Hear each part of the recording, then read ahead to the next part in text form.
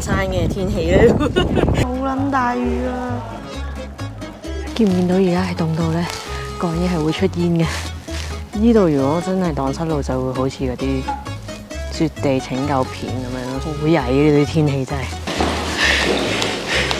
點解要行山？因為想睇下山下面嘅風景。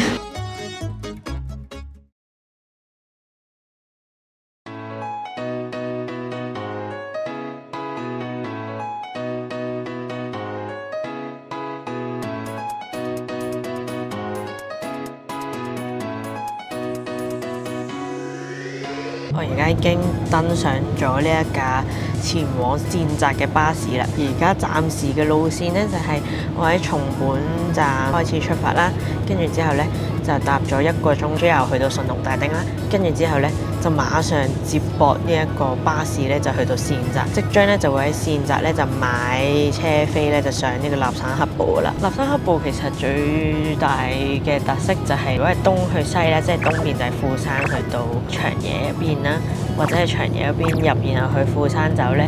如果你玩晒全程咧，可以搭到超過7種交通工具嘅。每年咧4月先開山，咁而家5月頭 suppose 咧就應該係一個 perfect 嘅季節，即係仲見到佢有10幾米高嘅雪牆啦，啲雪都仲未變到黑掹掹污糟邋遢咁樣嘅時候可以去睇，同埋又唔會真係好凍咁樣。咁我今次嘅全程個 planning，今日就會喺順龍大町開始咧，就會上到去膝堂，即係立山黑部最高個雪山3000米嗰個點啦，跟住就會喺嗰度 stay 1晚啦，然後聽日咧就會喺立山嗰邊落山嘅。咁所以我今日咧其實喺黑部嗰度上山，聽日就喺立山嗰度落，跟住就翻東京啦。Suppose 2日咧我就應該係走完成條路線。點解今日我咁晏先出發咧？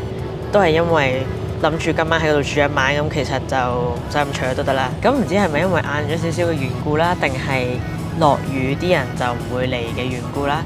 而家成架巴士係得翻我一個。呢一架旅遊巴咧，頭先上車嘅時候有一個女仔啦，但係佢喺溫泉嗰度咧已經落咗車啦。跟住所以而家咧係應該得翻我一個係去緊善澤嘅啫。咁雖然今日嘅天氣應該都冇辦法係見到藍天嘅啦，但係我希望上到去係唔會落雨啦，即係起碼就算雲霧裏都叫做有啲嘢睇下。但係落雨就真係有啲麻煩啦，因為睇下粗身大細呢一刻落晒大雨咁樣，上山嘅天氣咧，上到山就再同大家分享一下呢個路程有幾咁崎嶇曲折。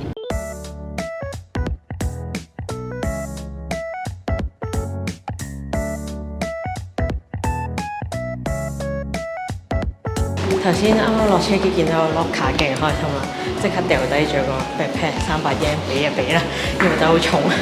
見到呢個差唔多成100級樓梯，如果孭住佢上嚟，我諗可能第一階段我已經降低咗。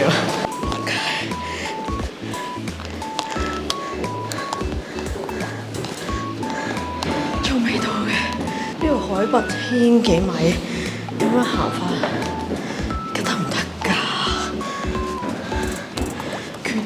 我真係會點解要行山？因為想睇下山下面嘅風景，好攰啊！哇，果然係一片煙霧瀰漫。1點半鐘成功上到嚟睇呢一個仙氣飄飄嘅立山黑部雪山。係都叫做睇到少少嘅，陣間呢，就要好似班小朋友咁樣行過呢條大壩，跟住去呢邊再搭纜車啦。搞唔掂啦！而家呢，落晒大雨咁樣，已經凍到頂唔住，又要着翻件褸啦。跟住之後有個日本叔叔見到我咁樣嘅身勢，即刻問下我。你係自己一個上嚟啊？咁犀利，落雨喎！你有冇帶遮啊？咁樣勁好咯，超級 sweet。不過佢都話我好彩，夜晚係上去住，所以咧就帶咗布，就算落雨都唔緊要，因為佢會停㗎嘛，係咪？好撚大雨啊！你都話冇辦法咧，因為上山嘅天氣咧係變幻莫測得好緊要。而我做得最錯嘅就係今次成個 trip 我竟然冇帶一件衫係有帽嘅，你搞乜撚嘢？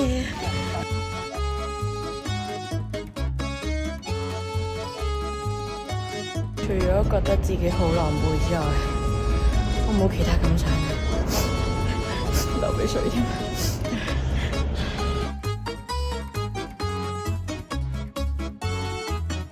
而家咧上緊去海拔1800米左右嘅地方啦，好似都未到係一啲好危險嘅大冒險。我理想中嘅立山黑部，萬里無雲，藍天白雪，點知？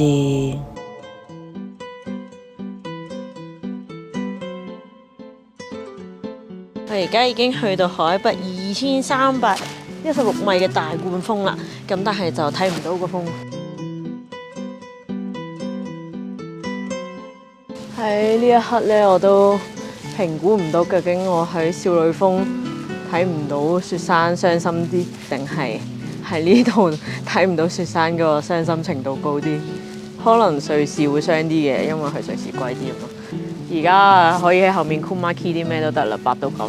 我自己 key 翻個藍天俾自己，證明咗我真係一個雨天娃娃。除咗出 Cool 會落雨之外，自己去旅行想去睇靚景嘅地方都會落雨。原本啊應該要見到啲咁靚嘅嘢嘅，有乜柒都見唔到。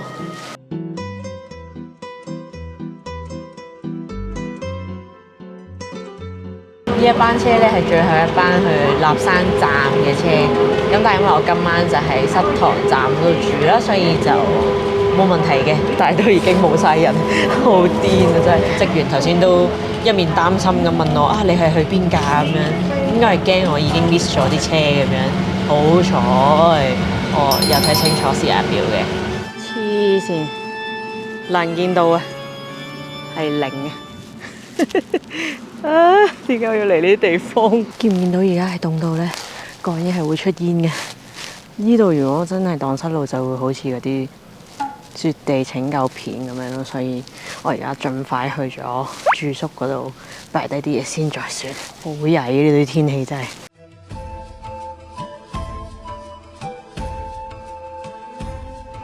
OK， 原來真係恐怖嘅，因為前面咧真係乜都睇唔到，跟住啱啱見到兩個香港人咧，佢哋又係非常之擔心我都好擔心自己，所以我而家要快啲行去啦。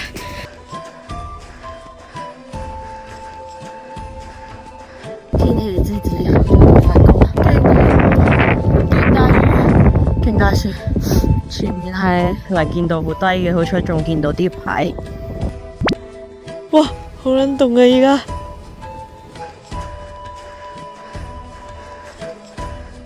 其實都幾恐怖。如果真係自己一個留低咗喺呢個山頭嘅話，真係乜都冇啊！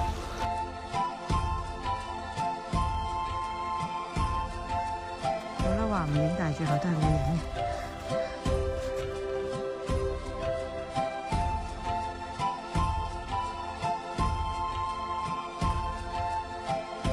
終於到啦！穿過咗呢個白蒙蒙嘅山，黐撚線。哎呀喂，電話冇電之前都揾唔到，好彩最後都揾到。好彩呢度啲路牌好清晰。我要俾個叻自己，雖然真係有啲危險啊，大家千祈唔好亂咁學。但係我成功咗啦，太好啦！我今晚都係唔好周圍走啦。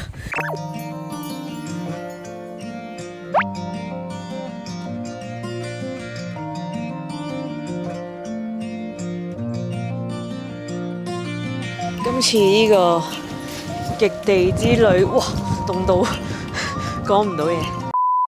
今次呢個極地之旅體驗呢，可以話係另類嘅體驗啊，就係克服自己嘅恐懼咯。我見佢個雪場其實係鏟好晒啲雪，係俾人行咁樣噶嘛，差啲諗住連防水鞋都唔着啦。哇，好彩有呢對鞋救咗我一命。同埋其實我真係唔知道原來呢間酒店呢係要行雪地先過到嚟。我人生走馬燈咗好多下噶啦，頭先行嘅時候即係又跣咗幾下啦，個電話又就係冇電喎，所以其實係有啲危險嘅。呢個係我冇 expect 過。如果觀眾都想試嘅話呢，大家記得帶齊裝備啦，同埋絕對係唔建議大家拎篋上嚟嘅，因為嗰個雪路其實係有篋係一定係拉唔到嘅，真係卡住喺中間。頭先沿途見到好多日本人啦，見到有啲香港人啦，個個都喺度話：你好犀利啊！自己一個孭住個袋上山。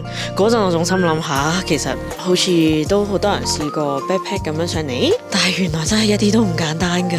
只可以講能夠安全做到呢件事係值得感恩咯。我唔會再挑戰下一次㗎啦。咁本身今晚個如意算盤就係嚟到啦，諗住可以慢慢睇下嘢啦，點知其實都冇嘢睇啦。咁所以呢，今日可以做嘅就係一陣間喺度食個飯啦，跟住之後就享受下呢度喺雲上面浸溫泉啊。本身呢係應該睇到雪山，但係都冇可能睇到㗎啦，所以由佢啦。好啦，好凍啦，去啊，返去啦。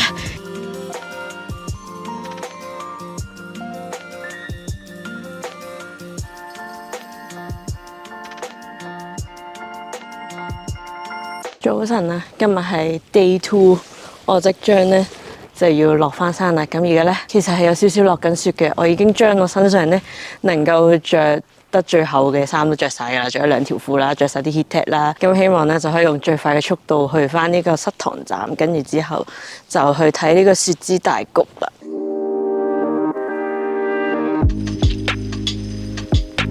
今日呢度應該係-1度，琴日好似唔見有咁大條樓梯嘅，唔通我琴日行錯路？哦，呢度就係嗰個呢個湖，好似係由火山爆發開始形成嘅。雖然好大霧，但係真係好靚啊！另一種美態。點解琴日冇呢條路嘅？係咪因為我太緊張，所以揀咗條辛苦自己嘅路線？我聽到香港人嘅聲音啊，係人啊 ，yes！ 再一次肯定，我琴日一定係行咗條更加辛苦嘅路，好似咁快已經到咗膝堂站。琴日自己喺個山上面大冒險，可一不可再，唔會俾呢啲事發生 twice。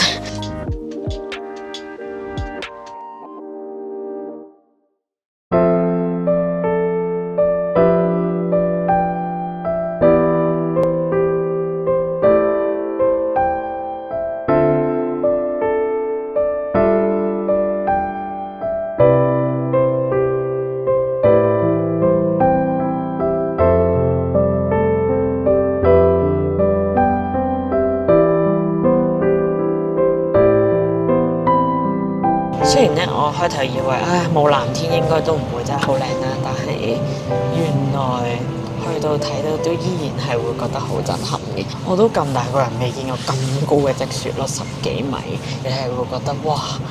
大自然真係好犀利。總括而言就係有做到一啲以為自己做唔到嘅嘢啦，或者係有做到一啲以為自己得返一個人就未必做到嘅嘢，然後又對於自己一個去旅行又多咗啲信心，雖然下次可能我都會再準備得好啲啦。咁其實呢度係有好多行山路線嘅，咁只要你有足夠嘅裝備準備好咧，其實係可以試下行一啲徒步嘅路線嘅。強烈推薦大家喺4月至11月呢一個開山嘅時候嚟呢度欣賞下大自然嘅偉大。咁就有機會再見啦，立山峽道。